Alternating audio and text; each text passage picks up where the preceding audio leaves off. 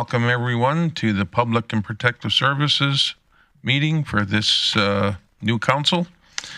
On the attendees are myself, Kevin O'Toole, Len Auger, Mike O'Connor, and Jackie Clayton. I am now looking for someone from this committee to adopt the agenda. Right, thank you very much. Call for the vote.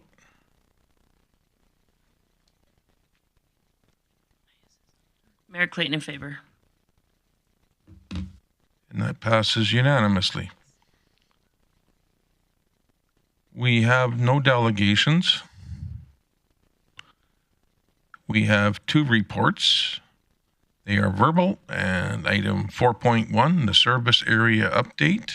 Mr. Miller, Chief Miller, can you go ahead? All right.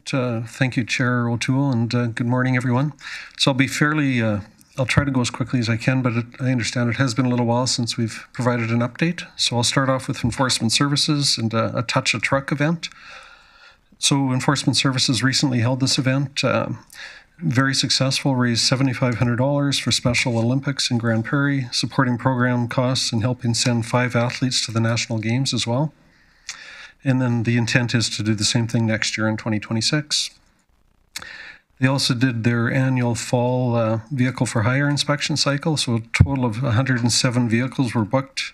101 showed up to the event or to the session. The pass rate was 70%. The fail rate was 30%. No-show rate was 6%, which was slightly higher than last year. So it was 5% last year. Only 1 vehicle was placed out of service, so that's good news as well, that the vehicles are being kept up to date as they should be. And regarding mobile outreach, in the 3rd quarter, they supported 511 unique individuals. Of these, 126 were new to outreach services, and 116 engaged in casework services during the same period. And then switching to the RCMP, some successes there as well.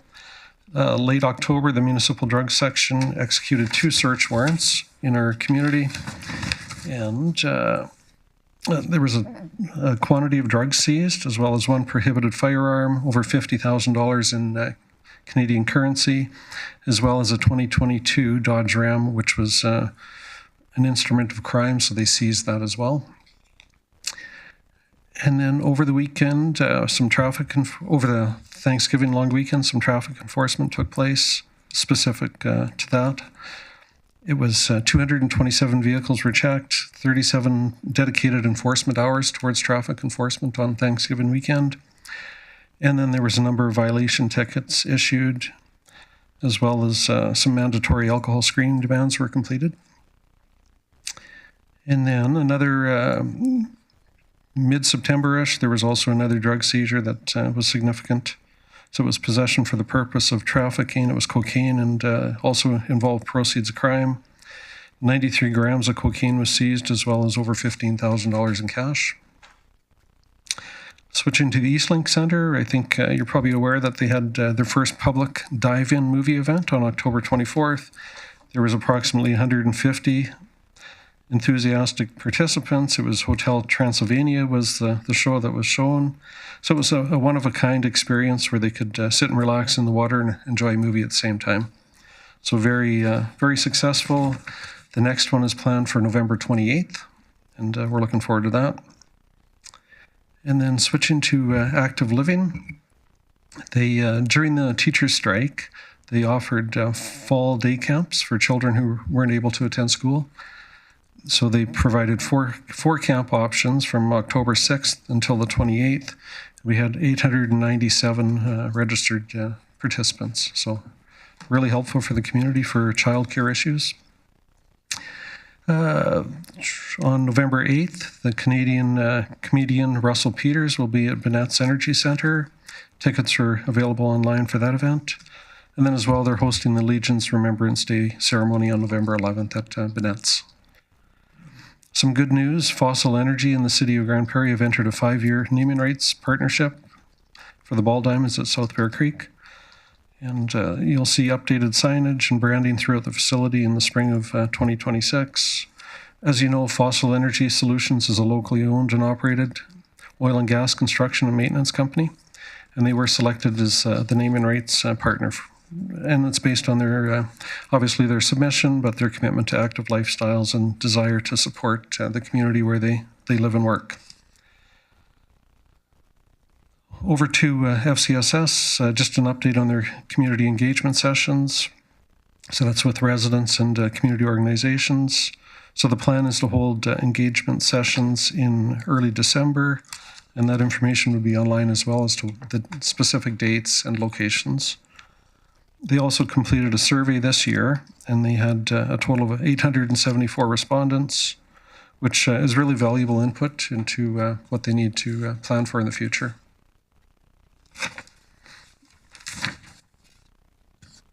And switching over to the fire department, they're continuing efforts on their wellness fitness initiative program. So they've engaged a psychologist to conduct annual one-on-one wellness check-ins with the staff, and that'll take place in 2026. And this is it's a very important initiative that deals with mental health wellness, and it's just a commitment of us looking after our staff. They also hosted a heavy vehicle extraction training course. They had about 60 attendees, and the attendees came from the Grande Prairie Fire Department, the County Fire Department, as well as EMD Greenville.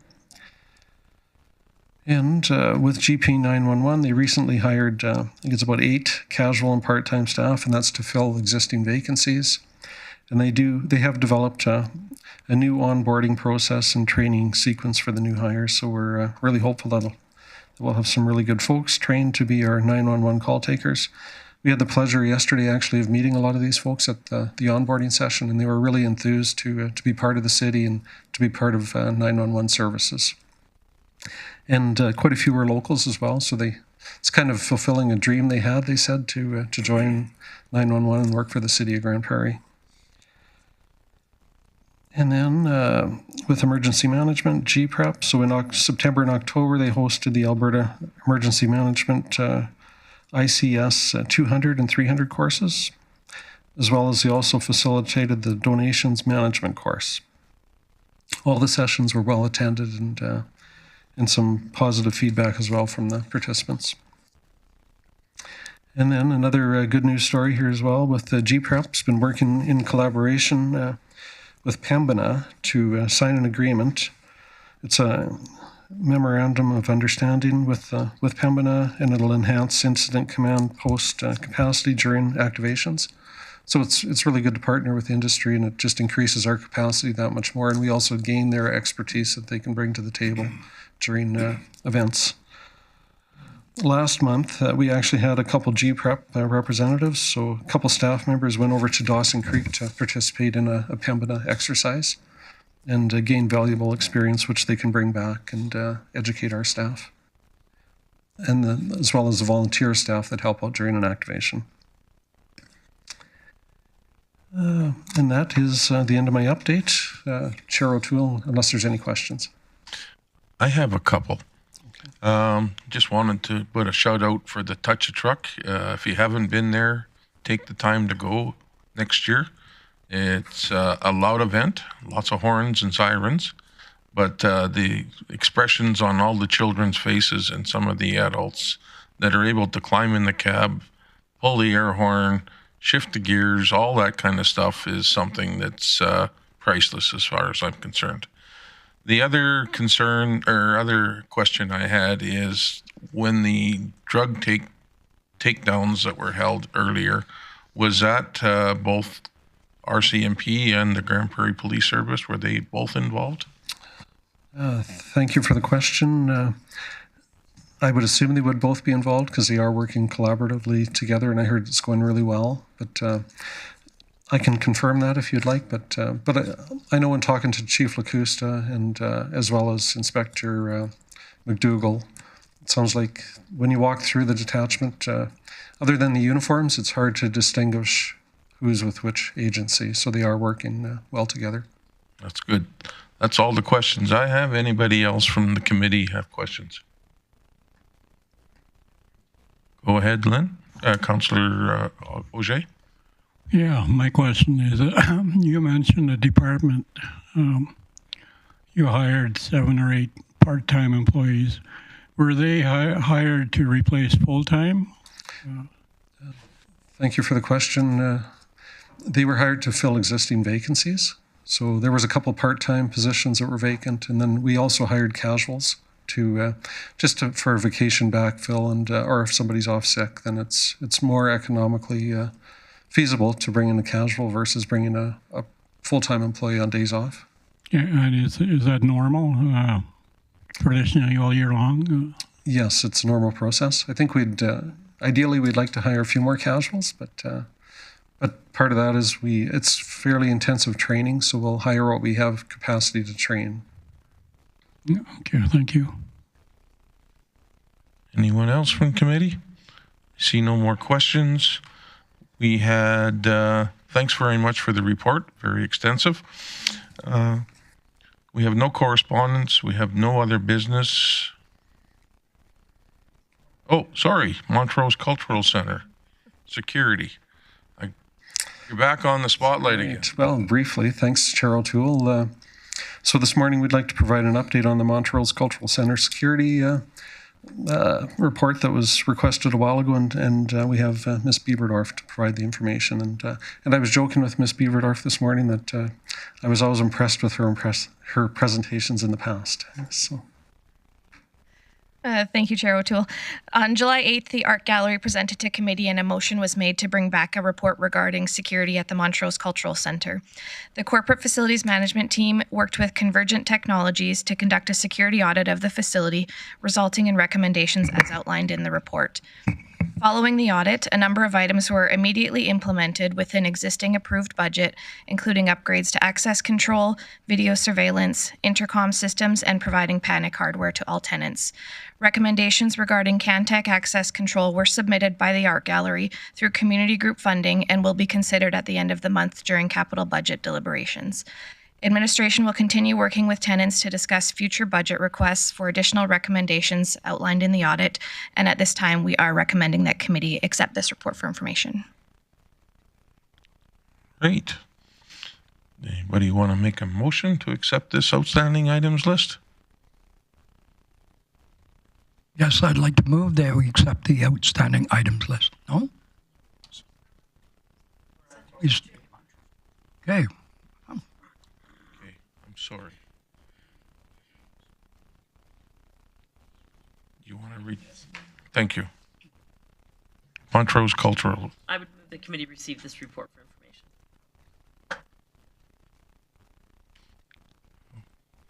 Go ahead and vote.